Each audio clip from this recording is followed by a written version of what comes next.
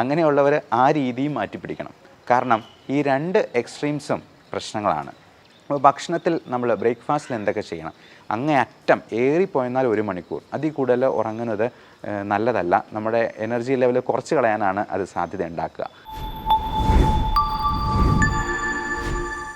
പ്രമേഹ രോഗിയുടെ ഒരു ദിവസത്തെ ഭക്ഷണക്രമം എങ്ങനെയായിരിക്കണം എന്ന് നിങ്ങൾക്ക് പലർക്കും പല ലഘുലേഖകളായിട്ട് കിട്ടിയിട്ടുണ്ടാവാം. ഞാൻ ഇന്ന് സംസാരിക്കുന്നത് പ്രമേഹ രോഗിയുടെ ഒരു ദിവസത്തെ ജീവിതക്രമം എങ്ങനെയായിരിക്കണം എന്നുള്ളതിനെ പറ്റിയാണ്. ഭക്ഷണം മാത്രമല്ല, ജീവിത രീതിയും വളരെ വളരെ പ്രധാനമാണ്. ഒരാൾക്ക് പ്രമേഹം ഉണ്ട് എന്ന് കണ്ടെത്തിയെന്നാൽ അത് ഒരു 200-ലും കൂടുതൽ ഷുഗർ ലെവൽ നിൽക്കുന്നുണ്ട്, HbA1c ഒരു 7-ന് മുകളിലുണ്ട് എന്നുണ്ടെങ്കിൽ നമ്മൾ അപ്പോൾ മുതൽ പാലിക്കേണ്ടതായിട്ടുള്ള ചില രീതികളുണ്ട്, ജീവിതക്രമങ്ങളുണ്ട്. അപ്പോൾ അതുവഴി നമ്മുടെ ആരോഗ്യം മോശമാകാതെ സംരക്ഷിക്കാനും നമുക്ക് കോംപ്ലിക്കേഷൻസിലേക്ക് എത്തിപ്പെടാതിരിക്കാനും പ്രത്യേകമായിട്ട് ശ്രദ്ധിക്കാം.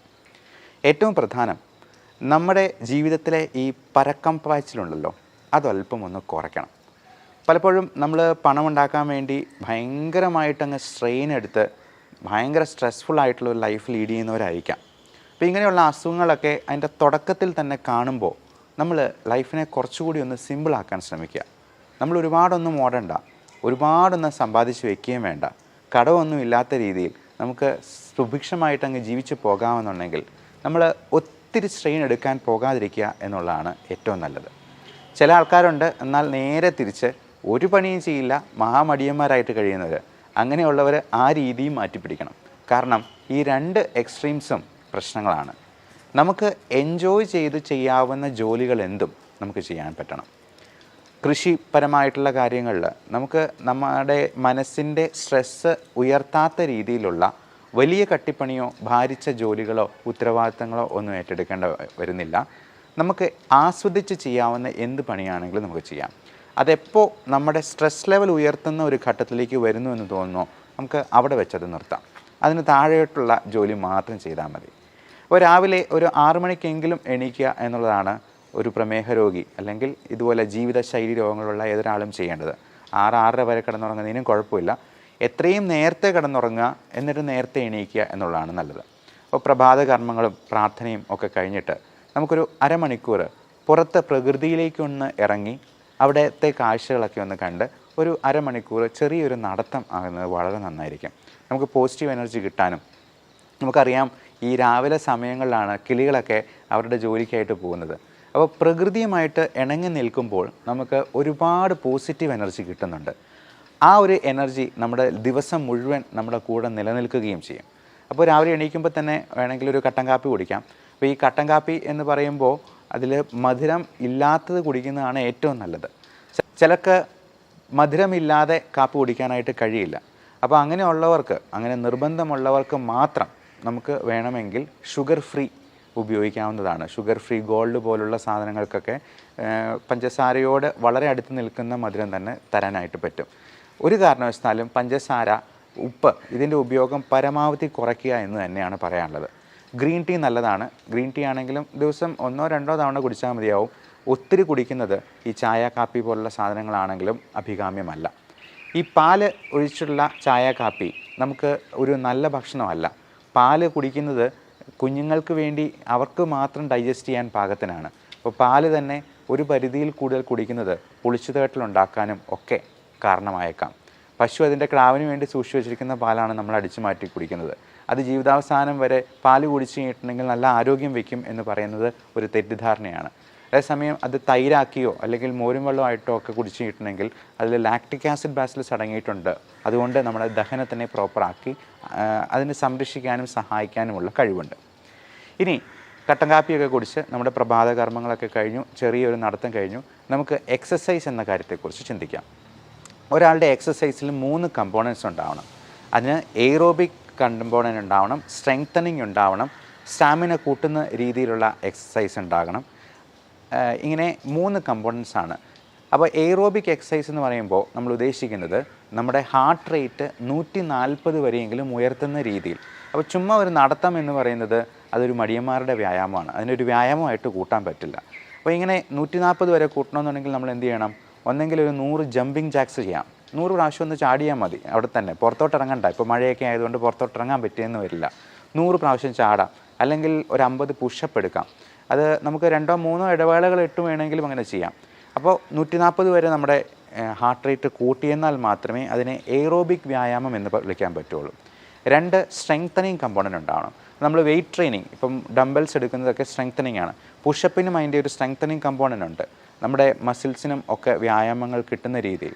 അതുപോലെ സ്ക്വാറ്റ്സ്, പുഷപ്പിന് പോലെ തന്നെയാണ് സ്ക്വാറ്റ്സ് എന്ന് പറയുന്നത്, ഇരുന്നിട്ട് എണീക്കുന്ന രീതിയിലുള്ള എക്സസൈസ്. കൈ നേരെ വെച്ചതിന് ശേഷം മുട്ടും മടക്കി ഇങ്ങനെ ചെയ്യുന്ന എക്സസൈസ്, അത് ഒരു 20 പ്രാവശ്യം നമുക്ക് ചെയ്യാവുന്നതാണ്. അതേപോലെ തന്നെ ഇങ്ങനെയുള്ള ഡംബൽ ഉപയോഗിച്ചിട്ടുള്ള എക്സസൈസും വെയിറ്റ് ട്രെയിനിങ്ങും നമുക്ക് ഇഷ്ടം പോലെ വ്യായാമങ്ങൾ, ഇപ്പം സംശയങ്ങളുണ്ടെന്നുണ്ടെങ്കിൽ നിങ്ങൾക്ക് തന്നെ ചോദിക്കാവുന്നതാണ്. ഇത്തരത്തിലുള്ള എക്സസൈസുകൾ നമുക്ക് 20 മിനിറ്റ് മുതൽ ഒരു 30 മിനിറ്റ് വരെ എങ്കിലും ചെയ്തിരിക്കണം എല്ലാ ദിവസവും. നമ്മൾ ആ എക്സസൈസ് ചെയ്യുമ്പോൾ തന്നെ ആ ദിവസം മുഴുവൻ ആ ഊർജം നിലനിൽക്കും എന്നുള്ളത് നിങ്ങൾക്ക് തന്നെ അനുഭവിച്ചറിയാവുന്ന കാര്യമാണ്. പിന്നെ അടുത്തത് ബ്രേക്ക്ഫാസ്റ്റിലോട്ട് വരാം. നമുക്കൊരു 8-9 മണിയാകുമ്പോഴത്തേക്കും തന്നെ ബ്രേക്ക്ഫാസ്റ്റ് കഴിക്കാനായിട്ട് നോക്കാം. അത് ഒത്തിരി താമസിപ്പിക്കാതിരിക്കുകയാണ് നല്ലത്. അപ്പോൾ അതിന് തൊട്ട് മുമ്പായിട്ട് നമുക്ക് വേണ്ട മരുന്നുകൾ, ഇപ്പം മെറ്റ്ഫോമിൻ, ഗ്ലിമിപ്രൈഡ് പോലുള്ള ഷുഗറിൻ്റെ മരുന്നുകളൊക്കെ ഭക്ഷണത്തിന് മുമ്പ് അല്ലെങ്കിൽ ഭക്ഷണത്തോടൊപ്പം കഴിക്കാനായിട്ടാണ് പറയാം. ഭക്ഷണം ഒന്ന് കഴിച്ച് തുടങ്ങിയതിന് ശേഷം വേണമെങ്കിൽ കഴിക്കാം. ഗ്യാസ്ട്രൈറ്റിസ് ഉള്ളവർക്ക് ഗ്യാസിൻ്റെ ഗുളിക അതിന് മുമ്പായിട്ട് അരമണിക്കൂർ മുമ്പ് കഴിക്കാനായിട്ട് പറയാം. അപ്പോൾ ഈ മരുന്ന് കഴിക്കാനായിട്ട് നമുക്ക് കൃത്യമായിട്ട് മൊബൈലിൽ അലാം വെച്ച് ശ്രദ്ധിക്കാം. നമുക്ക് മൊബൈലിൽ തന്നെ 3-4 പ്രാവശ്യം അലാം വെക്കാം. ഇതടിക്കുമ്പോഴത്തേക്കും നമുക്ക് പോയി മരുന്ന് കഴിക്കുകയും അതിനുശേഷം ഭക്ഷണം കഴിക്കുകയും ചെയ്യാം. അപ്പോൾ ഭക്ഷണത്തിൽ നമ്മൾ ബ്രേക്ക്ഫാസ്റ്റിൽ എന്തൊക്കെ ചെയ്യണം? നമുക്ക് ഏറ്റവും നന്നായിട്ട് കഴിക്കാവുന്ന ഒരു സംഗതി ബ്രേക്ക്ഫാസ്റ്റാണ്. അപ്പോൾ നമ്മൾ ഈ എക്സസൈസൊക്കെ ചെയ്യുമ്പോഴത്തേക്കും നമുക്ക് അല്പം വിശപ്പും കൂടി ആകും. അപ്പോൾ കാർബോഹൈഡ്രേറ്റിൻ്റെ അളവ് കുറയ്ക്കുക. അപ്പോൾ ഒരു പ്ലേറ്റ് എടുത്തെന്നാൽ അതിൽ 1/4 മാത്രം കാർബോഹൈഡ്രേറ്റ്, 1/4 പ്രോട്ടീൻ എന്ന് പറഞ്ഞാൽ മുട്ടയുടെ വെള്ള, അല്ലെങ്കിൽ ഇറച്ചി, മീൻ, ഇപ്പം അല്ലെങ്കിൽ കടല വിഭാഗത്തിൽപ്പെടുന്ന പയറ് വർഗ്ഗത്തിൽപ്പെടുന്ന എന്തെങ്കിലും കറികൾ ഒക്കെ ധാരാളമായി കഴിക്കാം. പിന്നെ ഒരു 1/4 നമുക്ക് പച്ചിലക്കറികൾ, ഗ്രീൻ ലീഫി വെജിറ്റബിൾസ് ആണ്. അത് എന്തെങ്കിലും തരത്തിലുള്ള സാലഡ്, ഒരു കുക്കുംബറായിട്ടോ അല്ലെങ്കിൽ ചീരയുടെ എന്തെങ്കിലും ആയിട്ടോ, ഗ്രീൻ ലീഫി ആയിട്ടുള്ള എന്ത് വെജിറ്റബിൾസ് ആണെങ്കിലും ഇതിന് കുഴപ്പമില്ല. സ്പൈനാഷ് എന്നൊക്കെ പറയുന്ന, അല്ലെങ്കിൽ ബ്രൊക്കോളി, അല്ലെങ്കിൽ കുക്കുംബർ തുടങ്ങിയവയെല്ലാം നമുക്ക് ഉപയോഗിക്കാവുന്നതാണ്. പിന്നെ 1/4 അധികം മധുരമില്ലാത്ത പഴങ്ങൾ. മധുരമില്ലാത്തത് എന്ന് പ്രത്യേകം പറയാൻ കാരണം മാങ്ങാപ്പഴമോ അല്ലെങ്കിൽ ചക്കപ്പഴമോ അല്ലെങ്കിൽ ചെറുപഴമോ ഒക്കെ കഴിച്ചെന്നാൽ അതിൽ ഹൈ ഫ്രക്ടോസ് കണ്ടൻറ്റ് ഉള്ളതാണ്. അത് തന്നെ നമ്മുടെ ഷുഗർ കൂട്ടാനായിട്ട് ഇടയാക്കും. ഏറ്റവും പ്രധാനം ഈ ഭക്ഷണം കഴിച്ചു കഴിഞ്ഞാൽ മെയിൻ കോഴ്സിന് ഇടയിലുള്ള സ്നാക്സ് ആണ്. പലപ്പോഴും നമ്മൾ ബാക്കിയെല്ലാം വളരെ ശ്രദ്ധിച്ച് കഴിക്കും. ഈ സ്നാക്സിന് പകരം നമ്മൾ ഉഴുന്നുവടയോ പഴംപൊരിയോ അല്ലെങ്കിൽ പേസ്ട്രിയോ കേക്കോ ബിസ്ക്കറ്റോ ഒക്കെ കഴിച്ച് കഴിയുമ്പോഴത്തേക്കും നമ്മളൊരു ഊണ് കഴിക്കുന്നതിനേക്കാൾ കൂടുതൽ കാലറി ഉള്ളിലോട്ട് പോവുകയാണ് ചെയ്യുന്നത്. അതുകൊണ്ട് ഇടയ്ക്ക് നിങ്ങൾ സ്നാക്സ് കഴിക്കുന്നുണ്ടെങ്കിൽ അത് ഒരു ആപ്പിളിൻ്റെ കഷ്ണമോ ഫ്രൂട്ട്സ് ആയിട്ടോ അല്ലെങ്കിൽ വെജിറ്റബിൾസ് ആയിട്ടോ കഴിക്കാം. മധുരമില്ലാത്ത ഒരു ചായ ആയിട്ട്, അതും പാല് ചേർക്കാതെ കഴിക്കുന്നത് തന്നെയാണ് നല്ലത്. ഇടയ്ക്കിടയ്ക്കെല്ലാം നന്നായിട്ട് വെള്ളം കുടിച്ചുകൊണ്ടിരിക്കുക. നമ്മൾ വെള്ളം കുടിക്കുമ്പോൾ തന്നെ നമ്മുടെ വിശപ്പൊന്ന് അടങ്ങും. അപ്പം ഇൻ കേസ് ഷുഗർ കുറഞ്ഞു പോകുന്ന ഒരു ലക്ഷണം കാണിക്കുന്നുണ്ടെങ്കിൽ നിങ്ങൾക്ക് ഗ്ലൂക്കോമീറ്റർ വെച്ചിട്ട് സ്വയം നോക്കാൻ പറ്റണം. Self monitoring of blood glucose എന്നാണ് അതിനെ പറയുക. അങ്ങനെ നോക്കി അത് എഴുതി വെച്ച് ഒരു ഡയറിയിൽ സൂക്ഷിക്കുക. എന്നിട്ട് അടുത്ത തവണ ഡോക്ടറെ പോയി കാണുമ്പോഴത്തേക്കും ഇത് കാണിച്ചു കൊടുക്കുക. അപ്പോൾ ഇൻസുലിൻ എടുക്കുന്നവരൊക്കെ ആണെന്നുണ്ടെങ്കിലും ഇങ്ങനെ കുറഞ്ഞു പോകുന്നുണ്ടെങ്കിൽ ഇൻസുലിൻ്റെ അളവിൽ നമ്മൾ സ്വല്പം വ്യത്യാസം വരുന്നത് 2-4 യൂണിറ്റ് കുറയ്ക്കാനായിട്ട് ഡോക്ടർ തന്നെ നിങ്ങളോട് പറഞ്ഞേക്കും. ഇനി അഥവാ ഷുഗർ നോക്കുമ്പോൾ 200-ന് മുകളിലാണ് നിൽക്കുന്നതെങ്കിൽ ചിലപ്പോൾ ഇൻസുലിൻ്റെ അളവ് 2 യൂണിറ്റെങ്കിലും കൂട്ടേണ്ടതായിട്ട് വന്നേക്കാം, അതിന് തൊട്ട് മുമ്പ് എടുക്കുന്ന ഇൻസുലിൻ്റെ അളവിൽ. അതുപോലെ നമ്മൾ ഷുഗർ നോർമലാണോ എന്ന് ഇടയ്ക്കിടയ്ക്ക് നോക്കുക. അതൊരു ഒബ്സഷൻ പോലെ ഇടയ്ക്കിടയ്ക്കെല്ലാം ഓരോ 5 മിനിറ്റ് കൂടുമ്പോഴും പോയി നോക്കണമെന്നല്ല, ദിവസം ഒരു 3 പ്രാവശ്യം വരെയൊക്കെ നമുക്ക് നോക്കുന്നതിൽ യാതൊരു തെറ്റുമില്ല. അത് കൂടുതലായിട്ട് നിൽക്കുന്നുണ്ടെന്നുണ്ടെങ്കിൽ നിങ്ങൾ ഡോക്ടറോട് ചോദിച്ച് മരുന്നുകളിൽ വേണ്ട അഡ്ജസ്റ്റ്മെൻറ്റുകൾ നടത്തുക. ഇപ്പം ചിലപ്പോൾ ചില മരുന്നുകൾ കൊണ്ട് കൺട്രോൾ ആയില്ലെങ്കിൽ വളരെ പുതിയ രീതിയിലുള്ള മരുന്നുകൾ ഇപ്പോൾ അവൈലബിൾ ആണ്. SGLT2 ഇൻഹിബിറ്റേഴ്സ്, DPP4 ഇൻഹിബിറ്റേഴ്സ് എന്നൊക്കെ പേരുള്ള, ഇപ്പം ഗ്ലിപ്റ്റിൻ എന്ന വാലുള്ള, ഗ്ലിഫോസിൻ എന്ന വാലുള്ള മരുന്നുകൾ ഇപ്പോൾ അവൈലബിൾ ആണ്. അതെല്ലാം നമുക്ക് അവരുടെ ഡോക്ടറുടെ നിർദ്ദേശപ്രകാരം നമുക്കൊന്ന് മാറ്റി അത് ഹൃദയത്തിൻ്റെ ആരോഗ്യത്തെ സംരക്ഷിക്കുന്ന, കിഡ്നിക്കും ലിവറിനും ഒന്നും യാതൊരുവിധ ടോക്സിസിറ്റിയും ഉണ്ടാക്കാത്ത രീതിയിലുള്ള മരുന്നുകൾ ഇന്ന് അവൈലബിൾ ആണ്. ഇനി ജോലിക്ക് പോകുന്ന ആൾക്കാർ, ഇപ്പം ജോലിക്ക് പോകുമ്പോഴത്തേക്കും നമ്മൾ ഈ ട്രാഫിക്കും അങ്ങനെയുള്ള കാര്യങ്ങളൊക്കെ ഉള്ളതുകൊണ്ട് ഇതെല്ലാം നമ്മുടെ സ്ട്രെസ് ലെവലെ ഉയർത്താൻ സാധ്യതയുണ്ട്. അപ്പം നമ്മുടേതൊരു സിമ്പിൾ ലൈഫ് ആകാനായിട്ട് സിംപ്ലിസിറ്റിയാണ് നമുക്ക് ഏറ്റവും വലിയ, സിംപ്ലിസിറ്റിയാണ് ഏറ്റവും നല്ല സോഫിസ്റ്റിക്കേഷൻ എന്ന് പറയാറുണ്ട്. അതായത് സോഫിസ്റ്റിക്കേഷന് വേണ്ടി നമുക്ക് ഏറ്റവും സിമ്പിളാകാൻ പറ്റുമോ അത്രയും സിമ്പിളാവുക എന്നുള്ളതാണ്. അപ്പോൾ ഇപ്പോൾ ജോലിക്ക് പോകുന്നതാണെന്നുണ്ടെങ്കിലും നമ്മൾ ഓട്ടിപ്പിടിച്ച് ബസ്സിലൊക്കെ കയറി പിടിച്ച് പോകുന്നതിനേക്കാളും നമുക്ക് സ്വതന്ത്രമായിട്ട് ഇച്ചിരി ഒരു 5 മിനിറ്റ് നേരത്തെ ഇറങ്ങിയിട്ടാണെങ്കിലും നമ്മൾ തിടുക്കം കൂട്ടാതെ വളരെ സാവധാനം വണ്ടി ഓടിച്ചാട്ടുന്നതാണെങ്കിലും ജോലി സ്ഥലത്തെത്തുക. ജോലിയിലാണെങ്കിലും അധികം സ്ട്രെസ് ഉണ്ടാക്കാത്ത രീതിയിൽ അതിനെ പരിമിതപ്പെടുത്താനായിട്ട് നമുക്ക് കഴിയണം. മാത്രമല്ല ഈ ജോലിക്കിടയിൽ നമുക്ക് ടെൻഷൻ ഉണ്ടാക്കുന്ന സംഗതികൾ ഉണ്ടാകുമ്പോഴത്തേക്കും അതിനെ ഒന്ന് ലഘൂകരിക്കാൻ പറ്റിയ രീതികളും നമുക്ക് വേണമെങ്കിൽ ജോലിയിൽ തന്നെ ക്രമീകരിക്കാവുന്നതാണ്. പലപ്പോഴും വലിയ കോർപ്പറേറ്റ് കമ്പനികളൊക്കെ അവരുടെ ജോലി സ്ഥലം ഏറ്റവും മനോഹരമാക്കി വെക്കുന്നതിൻ്റെ കാര്യം ഇതാണ്. കാരണം ജോലി സ്ഥലത്ത് ഏറ്റവും നന്നായിട്ട് കൂടുതൽ സമയം ചെലവഴിക്കാനായിട്ട് അവരുടെ എംപ്ലോയീസിനെ പ്രാപ്തമാക്കുന്ന രീതിയിൽ അതിനെ മോഡിഫൈ ചെയ്യുകയാണ് ചെയ്യുന്നത്. അപ്പോൾ പലപ്പോഴും ഞങ്ങളുടെ ക്ലിനിക്കിലോ ഹോസ്പിറ്റലൊക്കെ ആണെന്നുണ്ടെങ്കിലും ചെറിയൊരു പാട്ട് വയ്ക്കും, ചിലപ്പോൾ ടി വി വയ്ക്കും. അപ്പോൾ ടി വിയിലെ ഒരു പാട്ടോ മ്യൂസിക്കോ ഒക്കെ പ്ലേ ചെയ്യുമ്പോഴത്തേക്കും നമ്മൾ പോലും അറിയാതെ കൂടുതൽ ഊർജ്ജത്തോടു കൂടി നമുക്ക് ജോലി ചെയ്യാനായിട്ട് കഴിയും. ചില സർജന്മാരൊക്കെ ആണെന്നുണ്ടെങ്കിൽ അല്ലെങ്കിൽ ഞങ്ങൾ പ്രൊസീജിയർ ചെയ്യുമ്പോൾ ബ്രോങ്കോസ്കോപ്പി എൻഡോസ്കോപ്പി ഒക്കെ ചെയ്യുമ്പോഴത്തേക്കും സൈഡിലൊരു ചെറിയ പാട്ടും വയ്ക്കും. അപ്പോൾ പാട്ട് വയ്ക്കുമ്പോഴത്തേക്കും നമ്മുടെ സ്ട്രെസ്സിനെ ഒന്ന് കുറയ്ക്കാനായിട്ട് അതിന് അത്ഭുതകരമായിട്ടുള്ള ഒരു കഴിവുണ്ട്. അതുപോലെ നമ്മൾ വർക്ക് ഇൻ സ്റ്റൈൽ എന്ന് പറയും. ചില സർജൻസൊക്കെ ആണെന്നുണ്ടെങ്കിൽ അവർ ഈ സർജറി ചെയ്യുന്നതിൻ്റെ ഇടയിൽ കത്രികയൊക്കെ ഇങ്ങനെ തിരിക്കുന്നത് ഒരു സ്റ്റൈലിൽ നമ്മുടെ രജനീകാന്ത് തിരിക്കുന്ന പോലെ ഇങ്ങനെ തിരിച്ച് കാണിക്കാറൊക്കെ ഉണ്ട്. അതുപോലെ അവർ സർജറി കഴിഞ്ഞെന്നാൽ ഗ്ലൗസ് ഊരിയിട്ട് ഇങ്ങനെ ഒരു ആക്ഷൻ കൊണ്ട് ഗ്ലൗസ് നേരെ പോയി വേസ്റ്റ് ബിന്നിൽ പോയി വീഴുന്ന രീതിയിൽ ഒരു സ്റ്റൈൽ കാണിക്കാറുണ്ട്. അപ്പോൾ ഇങ്ങനെയുള്ള സ്റ്റൈലുകളും തമാശകളും ഒക്കെ നമ്മുടെ ജോലി ഭാരത്തെ കുറയ്ക്കുന്ന രീതിയിൽ, അപ്പോൾ ഒരിക്കലും നമ്മുടെ ജോലിയെ കോംപ്രമൈസ് ചെയ്തുകൊണ്ടല്ല, പേഷ്യൻസിന് എന്തെങ്കിലും പ്രശ്നം ഉണ്ടാകുമ്പോൾ നമുക്ക് ഈ പറഞ്ഞ പോലെ സ്റ്റൈൽ കാണിച്ചുകൊണ്ട് നിൽക്കാനൊന്നും കഴിയില്ല. അപ്പോൾ എത്രമാത്രം സ്ട്രെസ്സ് കുറയ്ക്കാൻ പറ്റുന്ന രീതിയിൽ അത് എൻജോയ് ചെയ്യാൻ പറ്റും എന്നുള്ളത് ഓരോരുത്തരുടെയും കയ്യിലിരിക്കുന്ന കാര്യങ്ങളാണ്. അപ്പം ചിലപ്പോൾ നമുക്ക് ഒരു ക്ലീനിങ് ജോലി ചെയ്യുന്ന ഒരാൾക്ക് പോലും ആ ജോലി ഏറ്റവും ഭംഗിയായിട്ട് എൻജോയ് ചെയ്യാം, ആ ക്ലീനിങ് പ്രോസസ്സിനെ ഏറ്റവും ആസ്വദിക്കാം. അപ്പോൾ ഏറ്റവും നന്നായി ആസ്വദിച്ച് ചെയ്യുക എന്നുള്ളതാണ് നമ്മുടെ മാനസികാരോഗ്യത്തിനും ശാരീരികാരോഗ്യത്തിനും ഹെൽപ്പ് ചെയ്യുന്ന ഏറ്റവും നല്ല രീതി. അടുത്ത് നമ്മൾക്ക് ഭക്ഷണത്തെ പറ്റി നോക്കാം. ഈ ഉച്ചഭക്ഷണവും ഡിന്നറും നമുക്ക് പരമാവധി കാർബോഹൈഡ്രേറ്റ്സിനെ കുറച്ച് നിർത്തിക്കൊണ്ട് പ്രോട്ടീൻ കൂടുതലാക്കുകയും അതുപോലെ വെജിറ്റബിൾസും ഫ്രൂട്ട്സും കൂടുതൽ ആഡ് ചെയ്യുകയും ചെയ്യാം. ഇപ്പോൾ ചോറ് ഉപയോഗിക്കുന്നുണ്ടെങ്കിൽ തവിടുള്ള ചോറ് ഉപയോഗിക്കാം. അത് ഏറ്റവും കുറഞ്ഞ് ഞാൻ നേരത്തെ പറഞ്ഞ പോലെ ഈ പ്ലേറ്റ് മെത്തേഡ് ഉപയോഗിച്ച് 1/4 മാത്രം കാർബോഹൈഡ്രേറ്റ്സ്, അത് ഏറ്റവും തവിടുള്ള അരി കൊണ്ടുള്ള ചോറാണ് ഏറ്റവും ഉത്തമം. അതുപോലെ ചപ്പാത്തി ആണെന്നുണ്ടെങ്കിലും നമ്മൾ 2-3 ചപ്പാത്തി അതിൽ കൂടുതൽ കഴിക്കുന്നത് തീർച്ചയായിട്ടും അതുകൊണ്ട് ഉണ്ടാകുന്ന അഡ്വാൻറ്റേജസിനേക്കാൾ ദൂഷ്യങ്ങൾ തന്നെയാണ് ഉണ്ടാവുക. നമ്മൾ ചോറ് ഒഴിവാക്കിയിട്ട് 5 ചപ്പാത്തി കഴിച്ചെന്നാൽ അതുകൊണ്ട് പ്രത്യേകിച്ച് പ്രയോജനമൊന്നും ഇല്ല എന്ന് പറയാം. അപ്പോൾ കറികളാണെന്നുണ്ടെങ്കിൽ നേരത്തെ പറഞ്ഞ 1/4 പ്രോട്ടീൻസ്, 1/4 ഗ്രീൻ ലീഫി വെജിറ്റബിൾസ്, 1/4 മധുരമില്ലാത്ത പഴങ്ങൾ എന്നുള്ള രീതിയിൽ ക്രമീകരിക്കുക. ഇടയ്ക്കിടയ്ക്കെല്ലാം നന്നായിട്ട് വെള്ളം കുടിക്കുക. വൈകിട്ട് ഒരു ചായ ആകുന്നതിന് കുഴപ്പമില്ല. ചായയുടെ കൂടെ സ്നാക്സ് വേണമെന്നുണ്ടെങ്കിൽ പഴം പുഴുങ്ങിയതിൻ്റെ ഒരു പകുതി, അധികം പഴുത്തതല്ലാത്ത പഴത്തിൻ്റെ ഒരു പകുതി, പിന്നെ മധുരമില്ലാത്ത ബിസ്ക്കറ്റ്, ഫൈബർ കണ്ടൻറ്റുള്ള ബിസ്ക്കറ്റ്, ഇതൊക്കെ കൂടുതലായിട്ട് ഡയബറ്റിക് രോഗികൾക്കും കഴിക്കാവുന്നതാണ്. ഉപ്പിൻ്റെ അളവ് പരമാവധി കുറയ്ക്കുക. ഉണക്കമീൻ, അച്ചാറ്, പപ്പടം തുടങ്ങിയ സാധനങ്ങളെല്ലാം ഉപ്പിൻ്റെ അംശം കൂടുതലായിട്ട് കൂട്ടാനായിട്ട് സാധ്യതയുണ്ട്. ഇത് തന്നെ ബി പിക്കും ഷുഗറിനും ഒക്കെ ആകെ മൊത്തമുള്ള നീർക്കെട്ട് ഉണ്ടാക്കാനായിട്ടും അത് സാധ്യതയുണ്ട് എന്നുള്ളത് കൊണ്ട് ഉപ്പും പഞ്ചസാരയും പരമാവധി കുറച്ച് നിർത്തുക തന്നെ ചെയ്യാം.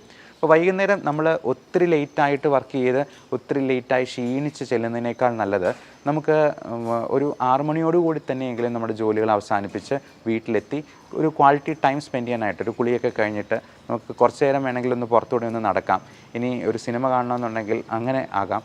അപ്പം സിനിമ കാണുമ്പോഴും നമുക്ക് ടി വി കാണുമ്പോഴും ഒക്കെ നമ്മൾ ഈ സോഫയിലിരുന്ന് വെറുതെ ഇരുന്ന് കാണുന്നതിനേക്കാൾ നല്ലത് നമുക്കൊരു ട്രെഡ്മില്ല് ഉണ്ടെന്നുണ്ടെങ്കിൽ അത് ടി വിയുടെ മുമ്പിൽ തന്നെ പ്ലേസ് ചെയ്യുക എന്നുള്ളതാണ്. അപ്പോൾ നടന്നുകൊണ്ട് തന്നെ നമുക്ക് സിനിമ കാണാം, ചെറിയ എക്സസൈസ് ചെയ്തുകൊണ്ട് തന്നെ സിനിമ കാണാം.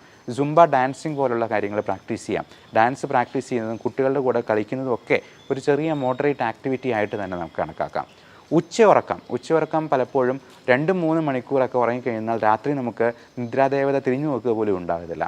അതുകൊണ്ട് ഉച്ച കഴിഞ്ഞുള്ള ഉറക്കം ഒരു അരമണിക്കൂർ മാത്രമായിട്ട് പരിമിതപ്പെടുത്തുക. അങ്ങേയറ്റം ഏറിപ്പോയെന്നാൽ 1 മണിക്കൂർ, അതിൽ കൂടുതൽ ഉറങ്ങുന്നത് നല്ലതല്ല. നമ്മുടെ എനർജി ലെവൽ കുറച്ച് കളയാനാണ് അത് സാധ്യത ഉണ്ടാക്കുക. അതുകൊണ്ട് ഈ short time nap, power nap എന്നാണ് നമ്മളതിനെ പറയാം, അത് അരമണിക്കൂറായിട്ട് നിർത്തുക. ഇപ്പം ജോലി സ്ഥലത്ത് അതിന് പറ്റുന്ന സാഹചര്യങ്ങളുണ്ടെങ്കിൽ മാത്രം മതി. അതിൽ കൂടുതൽ ഉറങ്ങാതിരിക്കുക എന്നുള്ളതാണ് അഭികാമ്യം. പിന്നെ രാത്രിയിലുള്ള ഉറക്കം, രാത്രി നമ്മൾ ഈ ഗാഡ്ജറ്റ്സിൻ്റെ ഉപയോഗം ഒരു 8 മണിക്ക് മുമ്പെങ്കിലും നിർത്തുന്നതാണ് നല്ലത്, അങ്ങേയറ്റം 9 മണി വരെ. അതിനുശേഷം നമ്മൾ ഞെട്ടിപ്പിക്കുന്ന വാർത്തകളും ന്യൂസുകളും ന്യൂസ് ചാനലുകളും പത്രങ്ങൾ പോലും വായിക്കുന്നത് അത്ര നല്ലതായിരിക്കില്ല. നമ്മുടെ ഉറക്കത്തിലേക്ക് തള്ളിവിടുന്ന നമ്മൾ അടുത്ത പ്ലാനുകളും പദ്ധതികളും ഒക്കെ വെച്ച് ഒരുപാട് സ്ട്രെസ്ഡ് ഔട്ട് ആകുന്നതിനേക്കാൾ നല്ലത് നമുക്കൊരു അഫർമേഷൻ ടെക്നിക്ക്, നമുക്ക് ഈ ഇമേജിങ് ടെക്നിക്കൊക്കെ ഉപയോഗിച്ചുകൊണ്ട് നല്ലൊരു ജീവിതത്തെപ്പറ്റി സ്വപ്നം കണ്ടുകൊണ്ട് ഉറങ്ങുന്നതാണ്. ഒരിക്കലും ഒത്തിരി ആവലാതികൾ, കഴിഞ്ഞ ദിവസം വന്ന ഒരു മനുഷ്യൻ പറഞ്ഞത്, ഒരു പേന കാണാതെ പോയി കഴിഞ്ഞാൽ പോലും എനിക്ക് ടെൻഷനാണ് എന്ന്. കുഞ്ഞു കുഞ്ഞു കാര്യങ്ങളെ നമുക്ക് അതിൻ്റെ പാട്ടിന് വിടുക, നമ്മളത് അങ്ങ് മനഃപൂർവ്വം മറന്നു കളയുക. നമുക്ക് ആ കാര്യം മനസ്സിൽ നിന്ന് അങ്ങ് എടുത്തു കളഞ്ഞ് പുതിയ കാര്യങ്ങളിലേക്ക് മനസ്സിനെ കോൺസെൻട്രേറ്റ് ചെയ്യാനായിട്ട് ശ്രമിക്കുക. അപ്പോൾ വൈകുന്നേരത്തെ അത്താഴമാണെങ്കിലും ഏറ്റവും യാചകനെ പോലെ കഴിക്കണമെന്നാണ് പറയുക.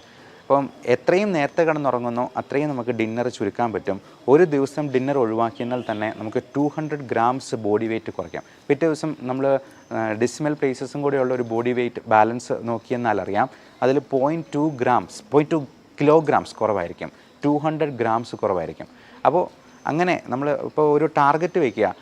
നമുക്കറിയാം പൃഥ്വിരാജിനെ പോലുള്ള നടന്മാരൊക്കെ ആടുജീവിതത്തിന് വേണ്ടി എത്ര വെയിറ്റാണ് കുറച്ചിരിക്കുന്നത്, അപ്പോൾ അവർ എന്തുമാത്രം ഹാർഡ് വർക്ക് അതിന് വേണ്ടി കൊടുത്തിട്ടുണ്ടാവാം. അപ്പോൾ ഇത്രയും പ്രായമുള്ള ഒരാൾക്കും ഈ ബോഡി വെയിറ്റ് കുറയ്ക്കാൻ പറ്റുമെങ്കിൽ, പൃഥ്വിരാജിന് 40 വയസ്സ് അടുപ്പിച്ച് പ്രായമാകുന്നു, അപ്പം അദ്ദേഹത്തിന് അങ്ങനെ പറ്റുന്നുണ്ടെന്നുണ്ടെങ്കിൽ എന്തുകൊണ്ടും ബാക്കിയുള്ളവർക്കും പറ്റില്ല? അപ്പോൾ ഇങ്ങനെയുള്ള ആൾക്കാരെ നമ്മൾ ഒരു മാതൃകയായിട്ട് സ്വീകരിച്ചുകൊണ്ട് നമുക്ക് ഡിന്നർ ഒഴിവാക്കാൻ പറ്റുവാണെങ്കിൽ ഏറ്റവും നല്ലത്. അല്ലെങ്കിൽ 0 കാലറി ആയിട്ടുള്ള കുക്കുംബർ വെച്ചിട്ടുള്ള എന്തെങ്കിലും സാലഡ് വെച്ചിട്ട് അതിനെ നമുക്ക് കോമ്പൻസേറ്റ് ചെയ്യാനായിട്ട് നോക്കാം. ഇനി അത്രയും പറ്റിയില്ലെങ്കിൽ ചെറിയ രീതിയിൽ എന്തെങ്കിലും കാർബോഹൈഡ്രേറ്റ് കഴിച്ച് മുത്താറി പോലുള്ള എന്തെങ്കിലും ധാന്യങ്ങൾ കൊണ്ട് നമുക്കിതിനെ കോമ്പൻസേറ്റ് ചെയ്യാൻ പറ്റും. അപ്പോൾ പല ധാന്യങ്ങളും, പാല്, മുട്ട പോലുള്ള സാധനങ്ങൾ പോലും അലർജി ഉണ്ടാക്കാം, ഇൻടോളറൻസ് ഉണ്ടാക്കാം. ഇപ്പോൾ ഗോതമ്പിൻ്റെ അലർജിക്ക് ഗ്ലൂട്ടൻ ഇൻടോളറൻസ് എന്നും പാലിൻ്റെ അലർജിക്ക് മിൽക്ക് ഇൻടോളറൻസ് എന്നും നമ്മൾ വിളിക്കാറുണ്ട്. അപ്പോൾ ഇതൊക്കെ ഉണ്ടോ എന്നുള്ളത് കണ്ടുപിടിക്കുന്നത് വളരെയധികം നന്നായിരിക്കും. കാരണം പല ഓട്ടോ ഇമ്മ്യൂൺ ഡിസീസസിനും, ഈവൻ ജോയിൻറ്റ് പെയിൻ, ആമവാദം, സന്ധിവാദം തുടങ്ങിയ പ്രശ്നങ്ങൾക്കുമൊക്കെ ഈ പറയുന്ന ഫുഡ് ഇൻടോളറൻസ് ഒരു വലിയ കാരണമായിരിക്കും. അതിൻ്റെ ട്രിഗറിങ് ഫാക്ടർ നമ്മുടെ ഭക്ഷണത്തിൽ നിന്നായിരിക്കാം. അതുപോലെ നമ്മുടെ എൻവയൺമെൻറ്റൽ എക്സ്പോഷറിലുള്ള ഇപ്പം നായ, പട്ടി, പൂച്ച, മുയൽ തുടങ്ങിയ സാധനങ്ങളും പൊടിച്ചെള്ള്. ഇപ്പം എനിക്ക് അലർജി പാനൽ ടെസ്റ്റ് ചെയ്തപ്പോൾ എനിക്ക് 3 തരത്തിലുള്ള പൊടിച്ചെള്ളിനും 1 തരത്തിലുള്ള ഫംഗസിനും അലർജി ഉണ്ടായിരുന്നു. ഇതൊക്കെ നമ്മുടെ ചുറ്റുമുണ്ട്. അപ്പോൾ ഇത് നമ്മൾ ഈ 71 അലർജൻസിൻ്റെ ഒരു പാനൽ വെച്ചിട്ട് കയ്യിൽ വരച്ച് നോക്കി ഓരോന്നിൻ്റെയും റിയാക്ഷൻ കൃത്യമായിട്ട് അളന്ന് നോക്കി കണ്ടുപിടിക്കുന്ന ഒരു ടെസ്റ്റാണ്. അതിൽ ഒഴിവാക്കാൻ പറ്റാത്ത സംഗതികൾക്ക് ഇമ്മ്യൂണോതെറാപ്പി എന്ന് പറയുന്ന ഒരു ചികിത്സാ മാർഗം വഴി, നിങ്ങൾ കഴിഞ്ഞ ജൂലൈ 6-ാം തീയതിയിലത്തെ പത്രത്തിൽ ഫ്രണ്ട് പേജിൽ തന്നെ ഈ ഇമ്മ്യൂണോതെറാപ്പിയെ പറ്റിയൊരു വാർത്തയുണ്ട്. അത് ആ ഇമ്മ്യൂണോതെറാപ്പി വഴി ക്യാൻസർ പൂർണ്ണമായിട്ടും, സ്റ്റേജ് 4-ലായിരുന്ന ക്യാൻസർ പൂർണ്ണമായും സുഖപ്പെട്ട ഒരു ലേഡിയുടെ, ഒരു നേഴ്സായിരുന്നു അവർ. അപ്പം അവരുടെ ഒരു കഥയുണ്ട്, നിങ്ങൾക്ക് അതിൽ നിന്ന് നോക്കാവുന്നതാണ്. അപ്പോൾ ഇങ്ങനെയുള്ള പുതിയ നൂതനമായിട്ടുള്ള ചികിത്സാ മാർഗ്ഗങ്ങളുണ്ട്. ഇനി ചികിത്സയ്ക്ക് പോയില്ലെങ്കിലും നമുക്ക് എന്താണ് പറ്റാത്തത്, നമ്മുടെ ഭക്ഷണത്തിൽ എന്തൊക്കെ ഒഴിവാക്കണം എന്ന് കണ്ടുപിടിക്കാനെങ്കിലും ഇത്തരത്തിലുള്ള ടെസ്റ്റുകൾ നമ്മളെ സഹായിക്കും എന്ന് ഓർമ്മിപ്പിക്കുന്നു. Thank you.